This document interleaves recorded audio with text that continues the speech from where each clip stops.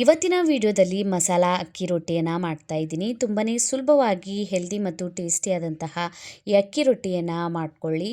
Hi ನಮಸ್ಕಾರ ಎಲ್ಲರಿಗೂ, welcome to my ಚಾನಲನ್ನು ಯಾರು ಹೊಸದಾಗಿ ನೋಡ್ತಾ ಇದ್ದೀರಾ ಚಾನಲನ್ನು ಸಬ್ಸ್ಕ್ರೈಬ್ ಮಾಡ್ಕೊಳ್ಳಿ, ಬೆಲ್ಲೈಕನನ್ನು ಪ್ರೆಸ್ ಮಾಡ್ಕೊಳ್ಳಿ. ನಾನು ಹಾಕಿದ ವಿಡಿಯೋಸ್ ನೋಟಿಫಿಕೇಷನ್ ಸಿಗುತ್ತೆ. ಒಂದು ಬೌಲಿಗೆ 1 ಕಪ್ಪಷ್ಟು ಅಕ್ಕಿ ಹಿಟ್ಟನ್ನು ತೊಗೊಂಡಿದ್ದೀನಿ.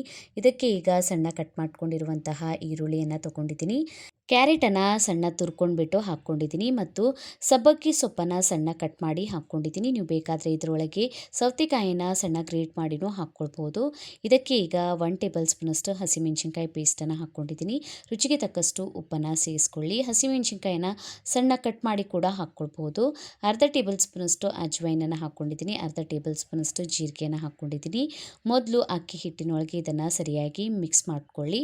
ಸಬ್ಬಕ್ಕಿ ಸೊಪ್ಪು, ಕ್ಯಾರೆಟ್, ಈರುಳ್ಳಿ ನೀರು ಬಿಡುತ್ತೆ. ಅದಕ್ಕಾಗಿ ಸರಿಯಾಗಿ ಒಂದ್ಸಲ ಹಿಟ್ಟಿನೊಳಗೆ ಮಿಕ್ಸ್ ಮಾಡಿಕೊಂಡ್ರೆ ಆಮೇಲೆ ಹಿಟ್ಟನ್ನು ನಾದ್ಕೊಳ್ಳೋದಕ್ಕೆ ನೀರು ಎಷ್ಟು ಹಾಕ್ಕೊಳ್ಳೋದು ಅಂತ ಅಳತೆ ಗೊತ್ತಾಗುತ್ತೆ. ಈಗ ಸ್ವಲ್ಪ ಸ್ವಲ್ಪ ನೀರನ್ನು ಹಾಕ್ಕೊಂಡ್ಬಿಟ್ಟು ಹಿಟ್ಟನ್ನು ನಾದ್ಕೋತಾ ಇದ್ದೀನಿ. ಸಬ್ಬಕ್ಕಿ ಸೊಪ್ಪನ್ನು ಹಾಕ್ಕೊಂಡ್ಬಿಟ್ಟು ಅಕ್ಕಿ ರೊಟ್ಟಿಯನ್ನು ಮಾಡ್ಕೊಳ್ಳಿ, ತುಂಬಾ ಟೇಸ್ಟಿಯಾಗಿರುತ್ತೆ. ಈಗ ನೋಡಿ, ಈ ಥರ ಸಾಫ್ಟ್ ಆದಂತಹ ಹಿಟ್ಟನ್ನು ನಾದ್ಕೊಂಡಿದ್ದೀನಿ. ಇದನ್ನು ನಾನು ತಟ್ಕೊಂಡ್ಬಿಟ್ಟು ಮಾಡ್ಕೋತಾ ಇದ್ದೀನಿ. ಲಟಾಸ್ಕೊಂಡ್ಬಿಟ್ಟು ಮಾಡ್ಕೋತೀರಾ ಅಂದರೆ ಸ್ವಲ್ಪ ಗಟ್ಟಿಯಾಗಿ ನಾದ್ಕೊಳ್ಳಿ. ಹಿಟ್ಟನ್ನು ಹಚ್ಕೊಂಡ್ಬಿಟ್ಟು ಇದನ್ನು ನೀವು ಲಟಾಸ್ಕೊಳ್ಬಹುದು. ಈ ಥರ ಒಂದು ಪ್ಲಾಸ್ಟಿಕ್ ಹಾಳೆಯನ್ನು ತೊಗೊಂಡಿದ್ದೀನಿ ನಾನು ಅಕ್ಕಿ ರೊಟ್ಟಿಯನ್ನು ತಟ್ಕೊಳ್ಳೋದಕ್ಕೆ. ನೀವು ಬಟರ್ ಪೇಪರ್ ಅಥವಾ ಕಾಟನ್ ಬಟ್ಟೆ ಕೂಡ ಯೂಸ್ ಮಾಡ್ಕೊಳ್ಬೋದು. ಎಣ್ಣೆಯಿಂದ ಸರಿಯಾಗಿ ಇದನ್ನು ಗ್ರೀಸ್ ಮಾಡ್ಕೊಳ್ಳಿ. ಕೈಗೆ ಎಣ್ಣೆನ ಹಚ್ಕೊಂಡ್ಬಿಟ್ಟು ನಾದ್ಕೊಂಡಿರುವಂಥ ಅಕ್ಕಿ ಹಿಟ್ಟನ್ನು ತೊಗೊಂಡ್ಬಿಟ್ಟು ಈ ಥರ ಕೈಯಿಂದ ತಟ್ಕೊಳ್ಳಿ. ಈ ಥರ ತಟ್ಕೊಳ್ಳಲ್ಲ ಅಂದರೆ ಮೇಲ್ಗಡೆ ಇನ್ನೊಂದು ಪ್ಲಾಸ್ಟಿಕ್ ಹಾಳೆಯನ್ನು ಇಟ್ಕೊಂಡ್ಬಿಟ್ಟು ನೀವು ಲಟಾಸ್ಕೊಳ್ಬೋದು, ಅದು ಕೂಡ ಸರಿಯಾಗಿ ಬರುತ್ತೆ. ದಪ್ಪ ತೆಳು ನಿಮ್ಗೆ ಇಷ್ಟ ಬಂದಂತೆ ನೀವು ಇದನ್ನು ತಟ್ಕೊಳ್ಬೋದು. ಈಗ ಹಂಚನ್ನು ಬಿಸಿ ಮಾಡ್ಕೊಂಡಿದ್ದೀನಿ.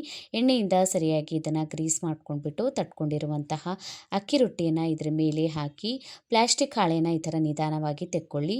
ಸುಲಭವಾಗಿ ಬಂದುಬಿಡುತ್ತೆ, ಎಣ್ಣೆಯನ್ನು ಹಚ್ಕೊಂಡಿದ್ದೀವಿ ಅದಕ್ಕಾಗಿ. ಈಗ ಮೇಲ್ಗಡೆಯಿಂದ ಸ್ವಲ್ಪ ಎಣ್ಣೆಯನ್ನು ಹಾಕ್ಕೊಳ್ಳಿ. ಎಣ್ಣೆ, ತುಪ್ಪ, ಬೆಣ್ಣೆ ಏನು ಬೇಕಾದರೂ ಹಾಕ್ಕೊಂಡ್ಬಿಟ್ಟು ಈ ಅಕ್ಕಿ ರೊಟ್ಟಿಯನ್ನು ಮಾಡ್ಕೊಳ್ಬೋದು. ಒಂದು ಕಡೆಯಿಂದ ಬೆಂದಮೇಲೆ ಇದನ್ನು ತಿರುಗಿಸ್ಕೊಳ್ಳಿ. ತುಂಬಾ ಕ್ರಿಸ್ಪಿ ಆಗಿರುತ್ತೆ ಈ ರೊಟ್ಟಿ, ತಿನ್ನೋದಕ್ಕೆ ತುಂಬಾ ಟೇಸ್ಟಿಯಾಗಿರುತ್ತೆ.